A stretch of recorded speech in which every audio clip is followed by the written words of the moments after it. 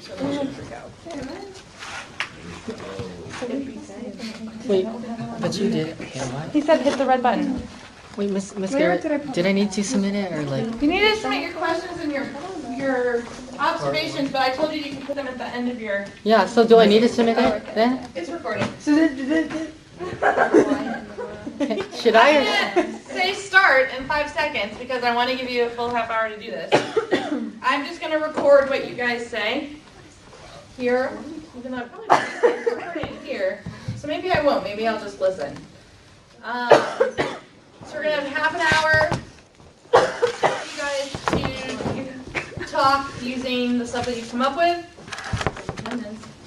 And then we're gonna do part 2 of the reflection. I will talk about the summer reading essays. Okay? Because I want to give you enough time. Ready? Set? Go. All right, I would love to bring up I'd like to pose a question, if everyone's okay with that. Do that first. Either way, I would like to ask, after reading all of the stories, all 15 in this packet, meticulously and annotating very well, do you think there are multiple narratives being represented within the packets? Do you think they represent everyone within the United States? If so, wait, is this an if so question? No, yes, that's the question. And anyone can answer without raising their hands. I believe that the poems in the poetry packet do present multiple narratives from a lot of different people in America, including the African American narrative, the Latino or Latina narrative, and then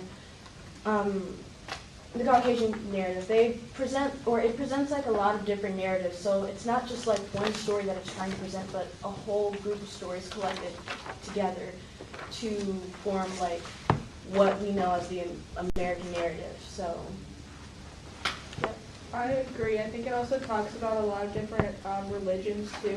In poem 6, Latin Women Pray, it talks about the Hispanic religion and the Jewish religion, and then there's also like throughout the packet other like it talks about the Christianity as well. Yeah, and going off like what everyone said so far, I think all of these poems combined kind of show America as a whole by portraying all the different like communities there are and like different religions and just different diversity within America.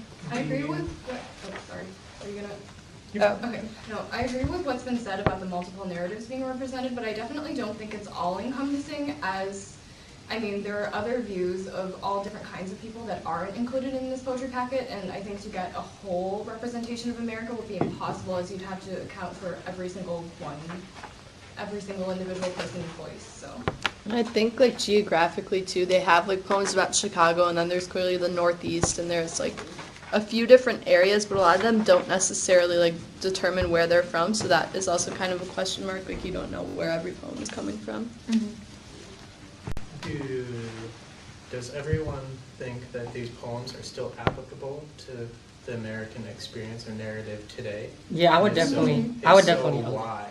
Okay, well, I would definitely say so, because I mean, even today, like there are lots of groups that are under attack by other people who are just like a part of the status quo. I would say in like these poems, to show perspectives from people who have been outside of that status quo for centuries, and like even today, there's like rallies about KKK and just like against like different races and even like socio and economical classes. Like you can see like the division of like the top like 5% versus like the bottom 50%, and like you can see like there's a lot of stories of like like poverty in some of these poems too, and stories of being cast out. Like I really like Langston Hughes' I Too Sing for America, which like especially like line 3, like they send me to eat in the kitchen when company comes, but I laugh and eat well and grow strong. Like I mean that's kind of straying away from your question, but I think that like it shows kind of like groups that have been kind of like cast out for a while, but then they still hold that resilience to call themselves American, which I think is something that can be applied from centuries ago, or when from the time this poem was written to like today, people just like trying their best to make their voices heard in a place where sometimes they can be like suppressed. And I also think, specifically for poem 3, Pity the Nation, quote, "Pity the nation whose leaders are liars, whose sages are silenced."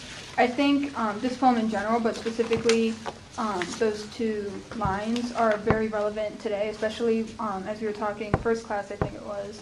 We were like bringing up the idea of fake news and, not being able to trust everything you see. And I think it's just a common theme of ignorance leading to injustice, and one of those injustices being silence. Quick question, throw it in there, just to spark something. So you read Pity the Nation as the nation is America? I do. In the beginning I didn't, but after I reread it and looked through common themes, like compared to other poems, I did see it as America, especially today. I didn't think that it was how it was intended to be written, but after reading it multiple times, I did start to see it as America Yeah. today. I mean, for me, like the main clue is like the last 2 lines of the poem, which says, "My country, tears of the sweet land of liberty." I mean, that's part of a song that's about America, so I just assumed. Did anybody read it as French. about I nations other than America? Yeah. I saw it as nations other than America, kind of saying, like, the American culture is kind of different than this, and that, like, Americans are kind of lucky in that way, like, compared to different, like, cultures and nations, where, like, we don't have to deal with as many, like, problems that is that. And, like, in Chicago, that also goes off Chicago when they say, like, they talk about, like, hunger, like, kind of wickedness and, like, cruelness. But then Carl Sandburg says, "Come and show me another city with lifted heads singing, so proud to be alive." I think that shows that, like, every city has problems and, like, nation has problems, but, like, it's not as bad, like, in America. I wouldn't, well, so I see what you're saying, but I also think that that branches off into a different theme of resilience, so not necessarily the poem contradicting itself where it's saying America's bad but it's also good, but I think it's more America's bad but it's good because we can be resilient and because resilience is shown in different ways from different narratives throughout the packet. I'm going to go in a little bit of a different direction, kind of towards Luciano's question earlier. So, with perspective. So I thought the poem for a citizen in these for a new citizen in these United States was interesting because it gives you a way different perspective, like compared to like Walt Whitman and like True Blue American compared to those poems. And like if you compare like for a new citizen in these United States and Food Court and Maya Angelou's poem, you can kind of see how they talk about implicit and also like obvious racism in the United States. And I think that's interesting because some of these authors make it really obvious and they point it out right away. And then some authors like Maya Angelou like give suggestions on how to overcome it and come together as a community. I thought that was interesting. Yeah, so I think those 2 poems that you just referenced there, like, definitely support the argument that, like, Pity the Nation is definitely about America because, line 1, 2, 3, 4, 5, 6, 7, 8, 9, 10, 11, Pity the Nation that knows no other language but its own and no other culture but its own, shows how, like, these people of different cultures are being, cast out from, the endorsed, culture of America. So I think that, the fact that, these people are not being represented and not being and not having their culture and they themselves be valued in America shows how Pity the Nation is definitely about America, to me at least. Yeah, one of the clues that I had that led me to the conclusion that Pity the Nation was about America was the line that says, "Pity the nation whose breath is money and sleeps the sleep of the too well fed." And I think that definitely points to, I think it's a critique on capitalism and the materialistic culture of America. And I also think that the ending 2 lines of "My country 'tis of thee" was added for irony and to kind of showcase the hypocrisy of America and that America and its citizens tend to present itself as a country where everyone is equal and everyone has freedom. And that's represented in "My country 'tis of thee," which is one of the most famous songs of America, but the reality is quite different from that. So. We touched up on themes of tenacity and resilience. I kind of want to ask everyone, like, just go one by one. Like, what the theme of your little in-class essay was. Mine personally was, I took a bold approach and I talked about how being American, like from the American attitude, is to be triumphant, to never give up and take what is deserved. And I specifically looked at the attitude through the lens of the African American community, or the poetry it presented, as well as Schwab's Jeremiah, or True Blue American. And I'd love to touch up on this more, but I'm curious about everyone's themes real quick. We can go off of that. I could go. So I kind of focused on like a theme of remembering like sacrifice in terms of like advancement for America. Like in the poem Shine Perishing Republic, he says the flower fades to the fruit rots in the earth. He's kind of saying like there needs to be sacrifice in order to move forward.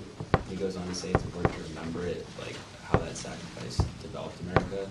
It also kind of comes into play the theme of like immigration in America, because like in the poem that we were just talking about, for a new citizen in the United States, like somebody coming into America and having a different perspective in order to like understand that sacrifice and become American, I think is like a big part of an American poem, like what makes it American. Mine was about how there's like this initial promise of America, like an American dream, and if you work hard you can get somewhere, but how like that like attracts people to like why am I coming to America, for that opportunity, but then when they get there, like who are the people that aren't actually able to reach that? And like there's been a trend with like African Americans,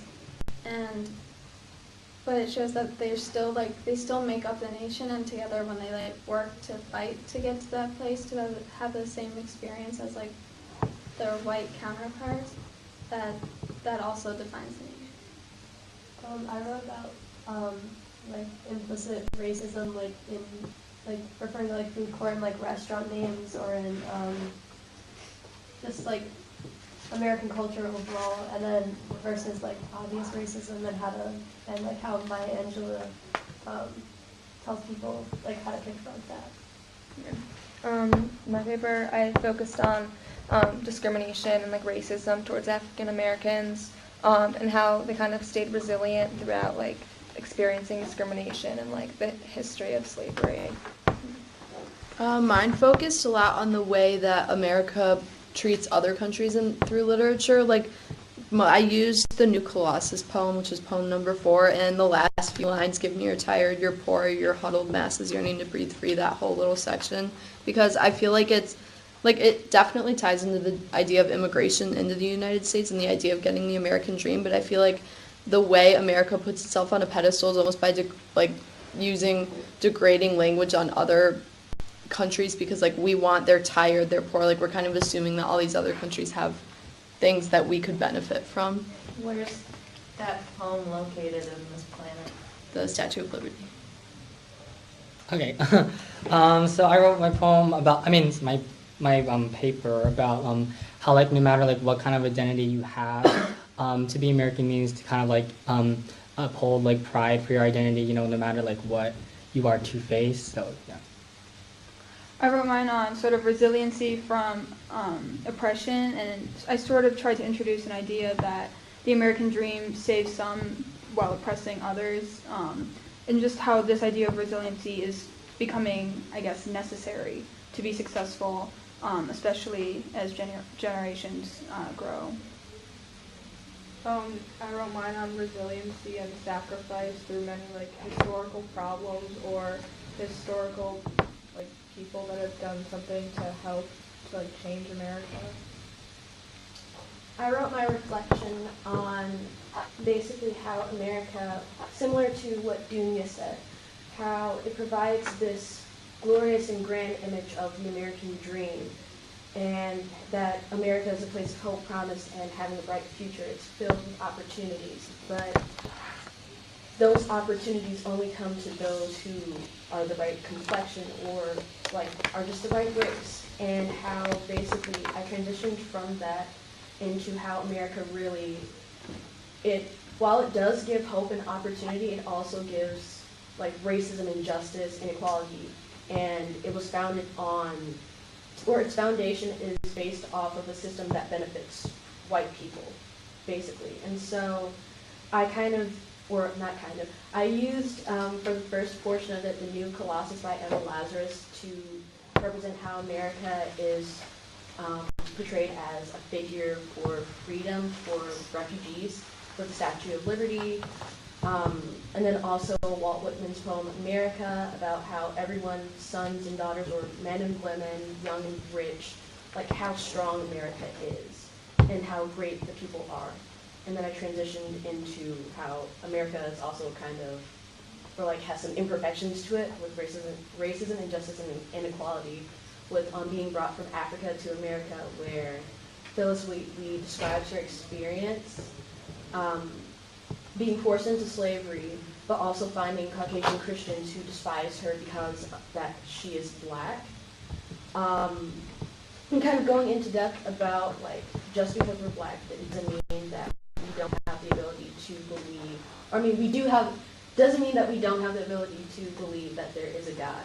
And I kind of made, or I transitioned from that into Latin Women Pray, and going into how God has historically been painted or portrayed as a white male, and how the parallel between him and white people, it kind of shows, like, there's a line that says, where is it?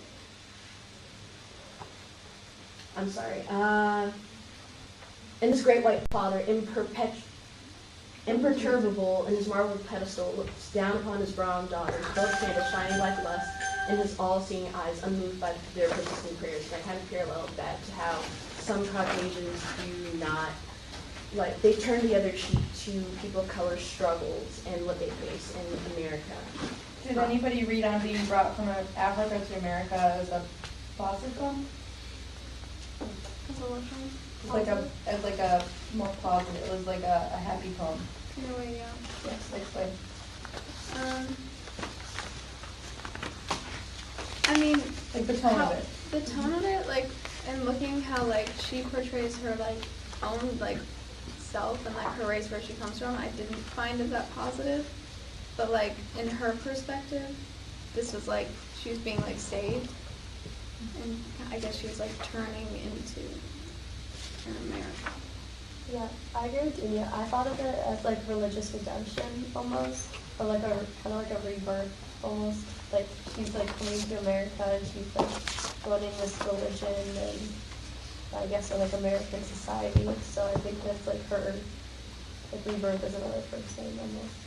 I didn't totally see it as a positive poem. Like I didn't think there was like too much of a positive tone. Like to me, like for some reason, like the last few lines to me seemed like she was kind of like mocking, you know, those like, especially like I don't like the last line, like maybe refined and join the angelic train. Like I feel like she's kind of like mocking it for, I don't know, but I felt like it was just like I feel like she wasn't being like totally like sincere, like, oh, this is awesome, because she says like, oh, their color is a diabolic dye, which is like about her, and she wants to be like, in a sense, become one of them. So like I don't think she was being like totally enthusiastic about it. That's just me.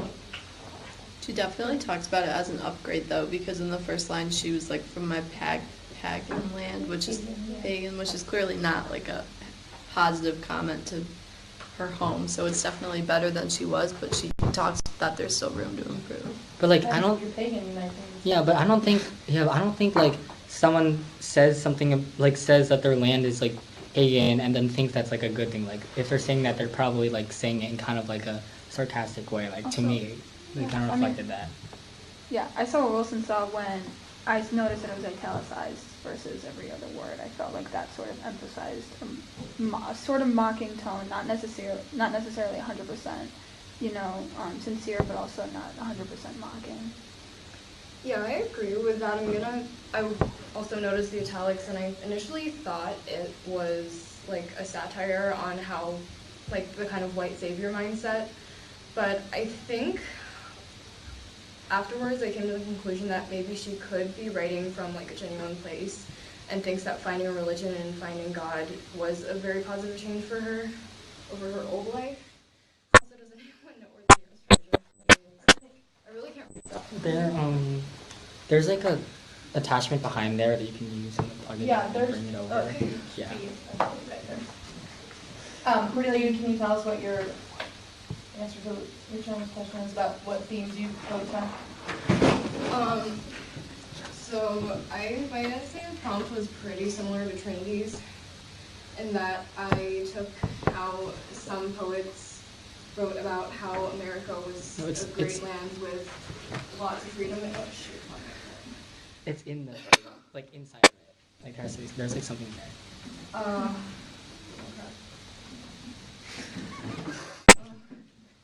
I think I'm just like pulling on the wrong page. That's right. You can also just move your computer over here next to the camera and plug into the thing behind them. It's nice. Thank you, Nova, for sharing. Other questions?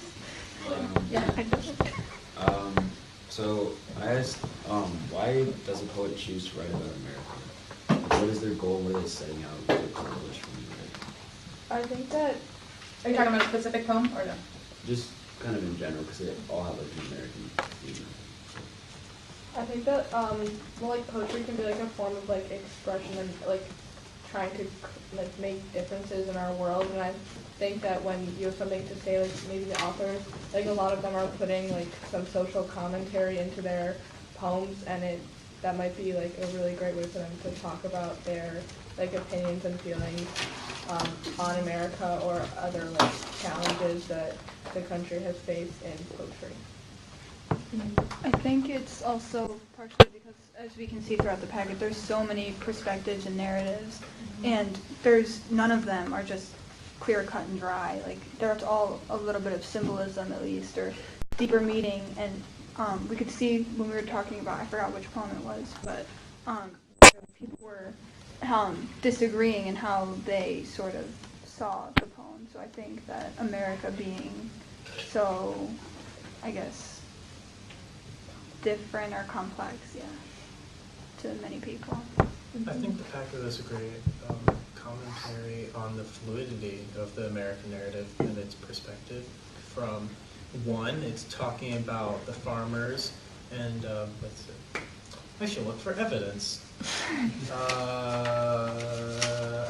know what it says, but I need the name.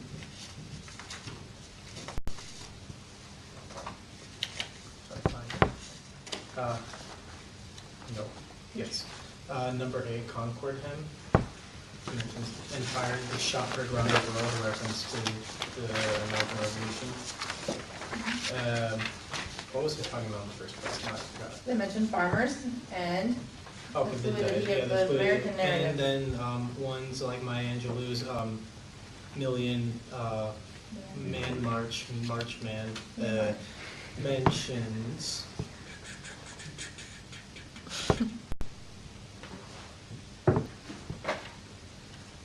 mentions something like, quote, the hells we have lived through still, have sharpened our senses and toughened our will. I know that with each other we can make ourselves whole. There's a, what do you call it? Come back to me, maybe. I lost my entire train of thought. I'm sorry. I lost all of it. It just We're went away. talking about the fluidity of the American narrative. I know, and then I Pointed out some things. I know, and then I did this for 30 seconds, and now it went away. I have a It will come question back. that kind of branches off what he was going towards. Do you think there's one poem that speaks most specifically to what we would consider America today? Like, is there one poem that was most relevant to like how you see the country today? Chicago, personally. I definitely see that as Chicago. No, I have to flip. Say why. I lose my train of thought. I have to find it. Which number is it? 7? 5. It's 5.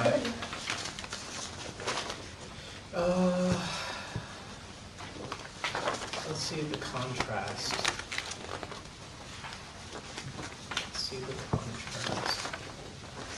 Hog, butcher for the world, toolmaker, stacker of wheat, player with railroads and the nation's great handler, stormy, husky, brawling city of the big shoulders. We still see, we have that very strong sense of industrialism in the United States still.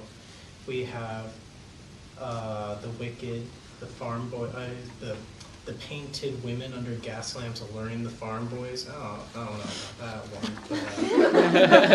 one. But, city boys and farm, city boy. Wonton hunger. It's not being hungry for wonton. I don't like the word wonton though. Yeah. I think they probably use it too much in some essays. But you give them the sneer and say to them, come and show me another city with lifted heads singing, so proud to be alive. That, So why is that America today? that is America today because we live in a society where we are currently reflecting on our past behaviors and all of our transgressions against others, and certainly in some way invalidating our experiences and own identity because of our own atrocities, I guess. And it really shows when we look at ourselves as industrious, we look at ourselves as learning and thoughtful and considerate, but we also have this very bad side that we have to explore, and we currently do explore, and how we factor it into our identity, and how we lift our heads back and sing. We all have to take that into account.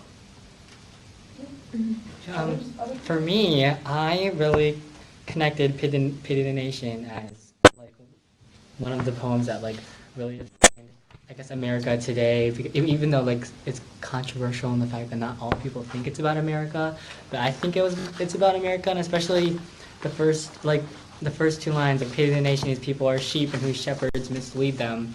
I mean, there's so much stuff about like what the government is telling us and what the government isn't telling us, and fake news, and just like you never know like who you can trust in power. I mean, our country isn't up in flames, but Parts of it are. California is. Yeah, well, that's interesting. Yes, and Pity the nation that in line 6. Pity the nation that raises not its voice except to praise conquerors. I mean, we study Christopher Columbus in like 3rd grade. We studied him. Don't worry, he's gone. No one likes him anymore. Yeah, but I would still see him. But he's still in our minds, whether we really associate him with like a negative connotation or not. He's still in there, and there's just like every line here you can like really associate with like different issues that are either reoccurring, happening now, or have happened in the past in America's history. So I really connected this poem as like a poem that really highlights a lot of what America has been a part of, or what America. Do you have a different poem? I do. I have. Oh, sorry. Okay. I think I Too Sing America by Liz Confused. Most next to Modern America, like especially the last couple of lines, like beside they'll see how beautiful I am and be ashamed. I too am America. So I think our country has a lot of problems with inclusivity, not only with race but with like sexuality and literally everything. So I think that this highlights like the like people's pride that they're starting to have, like LGBTQ like parades and everything. Like people are proud to be who they are now, and I mean not that they were before, but like in public it's more like visible. And I think that he highlights that like we need to have more inclusivity and that people should be proud of who they are. Mine was Homo 11 for a new citizen of these United States, because I think how we were talking about in the first class, like the lack of empathy and like being able to put yourself into someone's like experience, and like you will never like know their experience. Obviously, just from reading a poem, you can't like really grasp what's going on. But I think it just kind of goes to show that there is like a lack of empathy. In the last like 2 lines, after all, it was only our life, and it's forgetting, like it's becoming normal, and it's like this experience is becoming like very regular for people, and it shouldn't be that way. And it's What almost, experience? Can you identify what experience? well, like between like immigration and like people being like separation, right? yeah, and then separation like from families, and it has a very casual tone, like indicating like how it's becoming common. Anybody else pick another poem? I kind of the last one spoke a lot. Like the sharing story about like history and remembering both sides of history. So it's this is like the end of the first paragraph. We want to be America to the left of us and have to the right. Ourselves to the spine dividing the book into ourselves holding the whole story the whole great story together. So like for me that's kind of like in a way it's like remembering the bad part of America and also learning to it. But it's also just kind of like holding our past of America.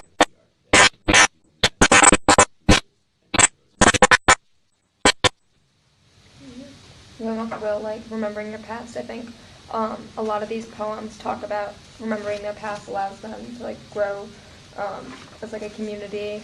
And I think it's, let me see. I think Luciano said it. Yeah, like in poem. Maya Angelou with the strengthening. Yeah, and how she says the hells these that live through and still live through has sharpened our senses and toughened our will. Kind of like the past history has like toughened communities and like implemented like tenacity. Yeah. There's 2 minutes left. I want to disagree with him All right, really let's badly. do it. Really badly. Fine, do The nation one. Pity the Nation. Pity the Nation. When I first read it, I thought it was talking about every nation. Then I zone into the English studies class where I'm looking at specifically America lens. And I thought, well, everyone's definitely going to think this is about America. We're going to trash America. Evidence, oh my god. Poem number 3. I lost number 3, didn't I? Oh, I did. Okay. Where he talks about the people are sheep, shepherds mislead them, leaders are liars. I'd like to ask, where is that not true? Well, I'm sorry. I don't know if every leader has not lied in their life, but I mean. Well, he's saying like Isn't this applicable to couldn't every it be nation? applied to nations other than just America? The only point I thought that was definitely different was where it said where a nation knows no other language but its own. That's a very, very true of the United States, at least. I also think, quote, pity the nation whose breath is money and sleeps the sleep of the too well fed. I think there's this, like, big sort of, suggestion of our unknowing or unrecognizing privilege. And I think, that could be said for other countries, but I think that really narrows it down to, like, the U.S. especially. Yeah, no, other nations definitely don't have 1% as well. Yeah, I definitely think privilege is applicable to a lot of places, and I think what really told me that this was America was again the languages where the nation only knows its own or one language. I agree with Luciano. I think that this poem could be applicable to a lot of places. However, the language comment makes it more applicable to America. Well, we're just looking at it through the lens of America, right? That's my wake up alarm. Really, mine is. All right. I will just say one thing that's interesting. If you were paying attention to the news last week, there was a lot of hubbub about Emma Lazarus's poem. Anyone on the Statue of Liberty? Was it Give Me Your Refuge? Because I'm trying to think of what his title is. I don't remember his name. Republican in charge of immigration policy made a statement. Someone asked him if we should take that poem off of the Statue of Liberty because we no longer want other countries wretched and poor. And he added to the poem and said, "Give us your wretched, your poor, who will be able to stand on their own 2 feet and will not become a public dependent." And then that spiraled a whole news thing. Yeah, I would imagine. And the spiraling of that whole news thing, he, in attempting to defend himself, stated that at the time the poem was written, that actually it did only refer to Europeans because they were class-based nations, and that to be poor was to be wretched, and so it means in their minds that the poem is actually only about like give us your Europeans, which then he got in more trouble for. But I would The only reason imagine. I will defend him on that point is that that's probably actually was true at the time, because people were racist then too. And there were a lot of immigration laws put in place at that point to limit the influx of immigrants only to Europeans. But yeah. Also to add to your point, like, the only reason why I will defend what he was saying, because I'm not going to defend him, but I'm going to say that he wasn't wrong in that second statement. right, he wasn't wrong, because like when you think about it, like